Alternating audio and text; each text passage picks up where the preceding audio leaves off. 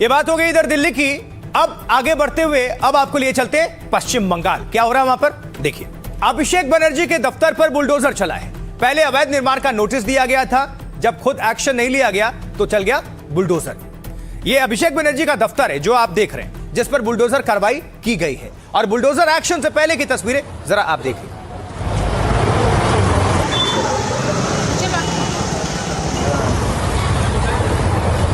ये बुलडोजर की कार्रवाई से पहले की तस्वीरें हैं, जैसा कि आपको बताया हमने। लेकिन जब बुलडोजर चल गया या चल रहा है, उसकी भी तस्वीर आपके सामने रखेंगे।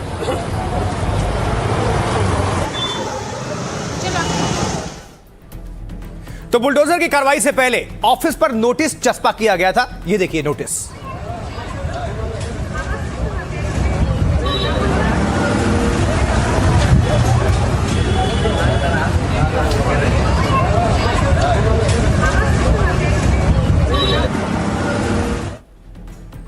तो कई बुलडोजर से ध्वस्तीकरण की कार्रवाई आखिरकार शुरू हो गई। ये देखिए बुलडोजर पहुंचने का सिलसिला साउथ 24 परगना स्थित।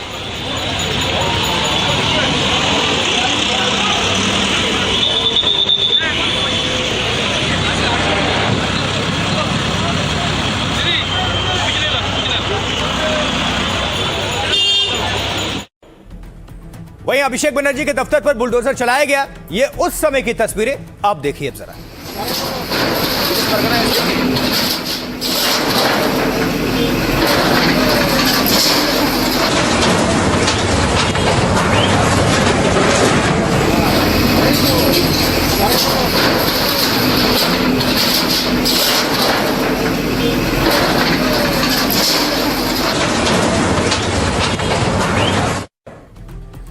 एक और तस्वीर आपके सामने हम रख रहे हैं, जो आप देख रहे हैं। देखिए जरा स्क्रीन पर आपके सामने है बुलडोजर कार्रवाई के बाद की ये तस्वीर है।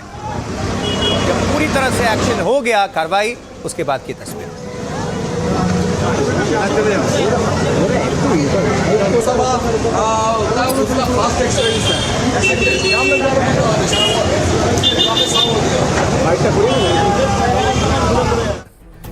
लेकिन यहां सवाल यह है कि अभिषेक बनर्जी पर बुलडोजर क्यों चला।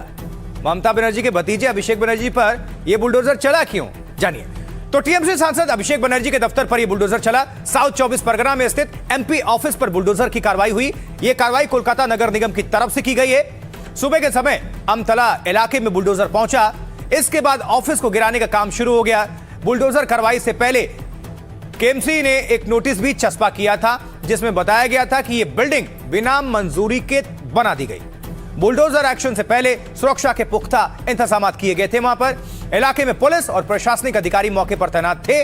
मौके पर भारी भीड़ और टीएमसी के कार्यकर्ता इकट्ठा हो गए थे। जबकि भारतीय जनता पार्टी की तरफ से 43 प्रॉपर्टी को लेकर एक लिस्ट भी जारी की गई है। दावा है ये सभी संपत्ति ममता के भतीजे अभिषेक बनर्जी की ही है। दावा यह भी है ये लिस्ट कोलकाता नगर निगम के रिकॉर्ड से ली गई है। अभिषेक और उनके परिवार की 17 संपत्ति को लेकर नोटिस जारी है। इसके लिए अभिषेक के शांति निकेतन वाले घर को लेकर भी नोटिस दिया गया है।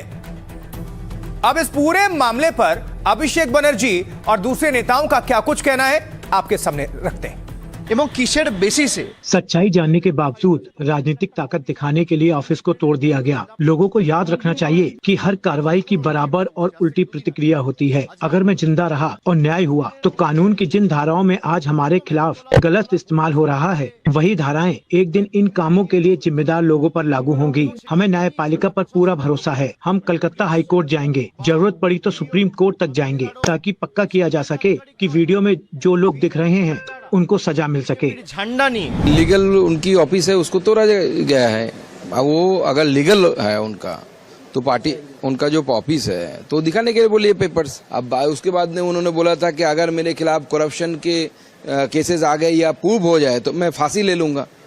तो अब तो कुछ प्रूफ होना बाकी नहीं रह गया। सारा बंगाल जानता है क्या उन्होंने किया। सांसद हो के प्रतिनिधि हो, उसके बाद भी सब जानने के बाद भी, संविधान कानून सब जानने के बाद भी आप लोग सरकार में थे।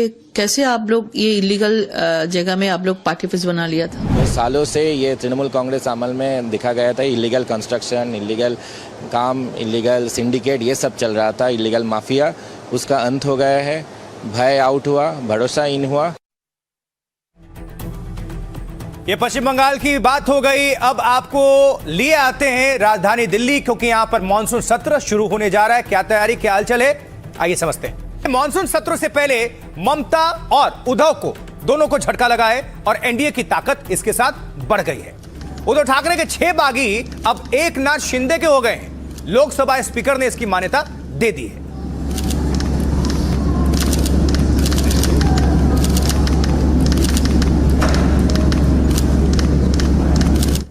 और वहीं ममता बनर्जी के बागियों के लिए भी खुशखबरी है, क्योंकि बागी गुट को सर्वदलीय बैठक में शामिल होने का न्योता मिल गया है। ये देखिए,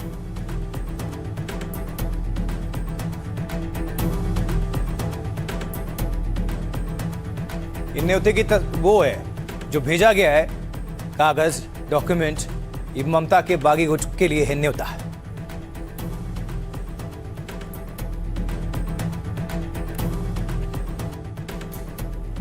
उधर लोकसभा में अब ममता बनर्जी की ताकत कम हो गई है। 28 की जगह अब सिर्फ 8 सांसद ममता बनर्जी के पास बचे हैं।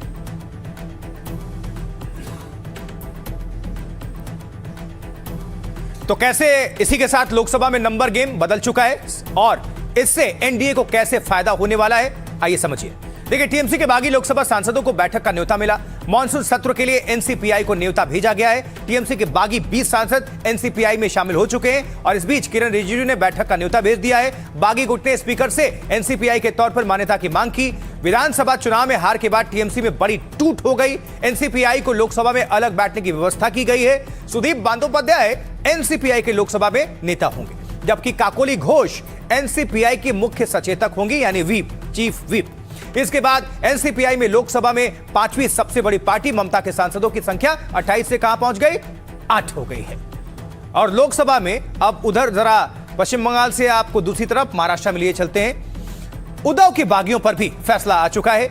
उद्धव गुट के 6 सांसद अब शिंदे की शिवसेना में शामिल हो गए हैं। लोकसभा स्पीकर ने 6 सांसदों को मान्यता दे दी है और इसके बाद शिवसेना के सांसदों की संख्या हो गई है बढ़कर 13, जबकि उद्धव गुट के पास अब सिर्फ कितने बचे हैं, 3 सांसद। तो अभिषेक बनर्जी ने बागियों को लेकर आज बयान दिया है। अभिषेक ने क्यों कहा कि 1 घंटे में इस्तीफा दे दूंगा, सुनिए जरा।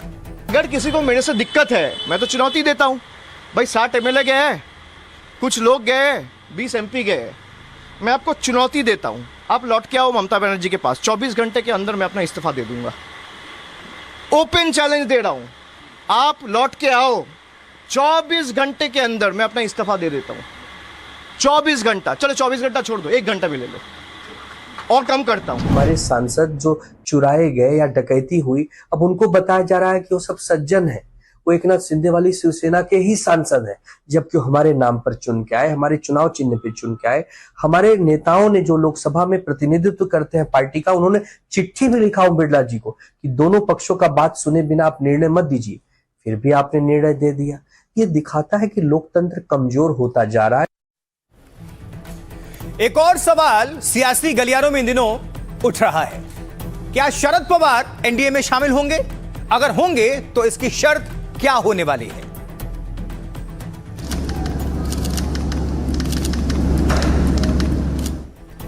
आइए जरा समझते हैं इसको।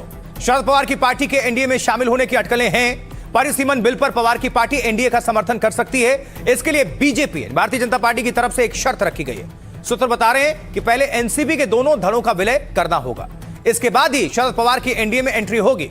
एनसीपी अजित गुट पहले से एनडीए के साथ है। पवार की शिंदे से मुलाकात को लेकर अटकलें तेज हुई थी और इसके बाद पवार ने फडणवीस की भी जमकर तारीफ की। सुप्रिया सुले ने इशारों में बिल के समर्थन की बात कही थी और इसके बाद एनसीपी शरद गुट के एनडीए में शामिल होने की अटकलें हैं। बीजेपी ने साफ किया है कि शरद गुट का बीजेपी में विलय नहीं होगा। लोकसभा में शरद गुट के 8 सांसद हैं। अभी एनसीपी के दोनों गुटों में विलय को लेकर पहले बात हुई थी।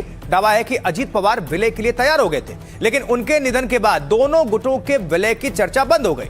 अब फिर से विलय को लेकर पार्टी और परिवार में घमासान बढ़ सकता है।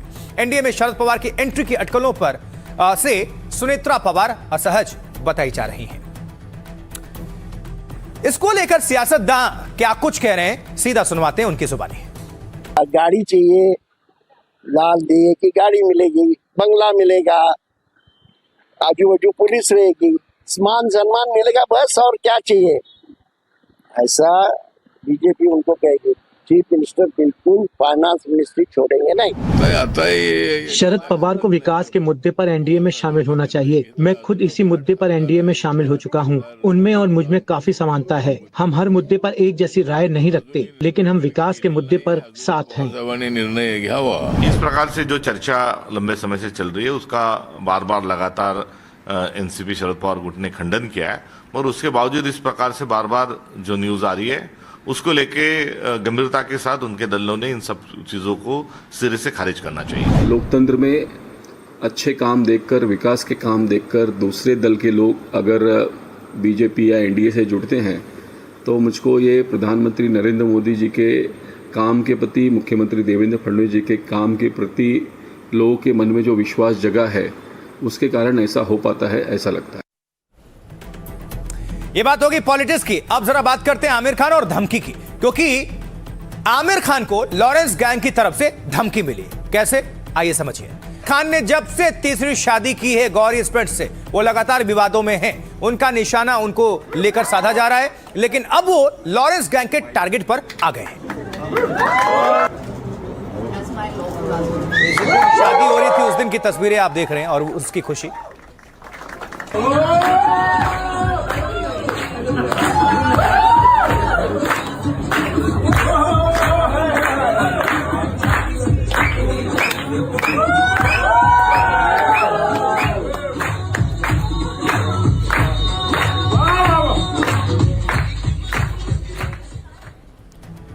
और इसी बीच खुशी कैसे थोड़ी सी कम कर दी गई लॉरेंस गैंग की तरफ से, क्योंकि लॉरेंस गैंग ने आमिर खान को धमकी दे दी। धमकी भरा सोशल मीडिया पोस्ट आप देख रहे हैं। इस पोस्ट की अभी हालांकि जांच चल रही है। देखिए इस पे क्या लिखा हुआ है, पढ़िए।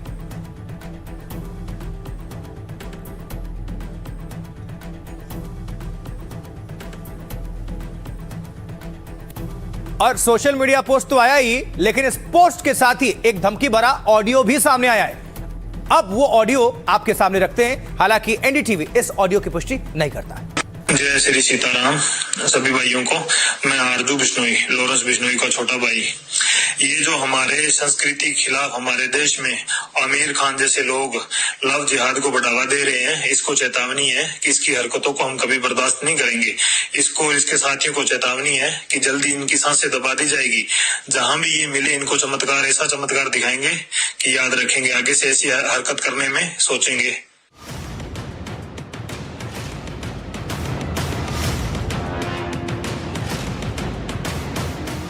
सलमान को धमकाने वाले लॉरेंस गैंग के टारगेट पर अब बॉलीवुड के मिस्टर परफेक्शनिस्ट आमिर खान आ गए हैं।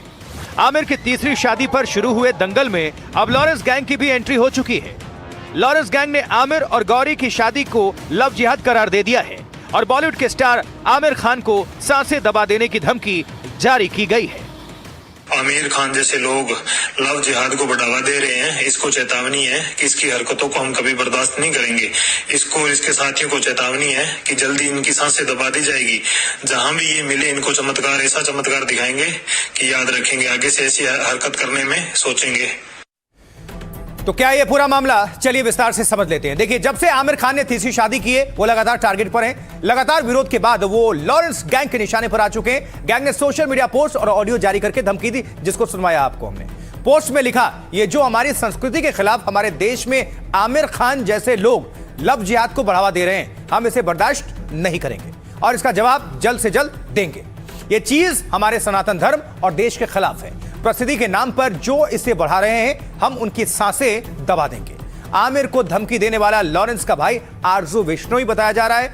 लॉरेंस गैंग ने आमिर खान की तीसरी शादी को लव जिहाद बताया है। हालांकि आमिर खान कह चुके हैं कि उनकी तीसरी पत्नी हिंदू नहीं है, ईसाई है।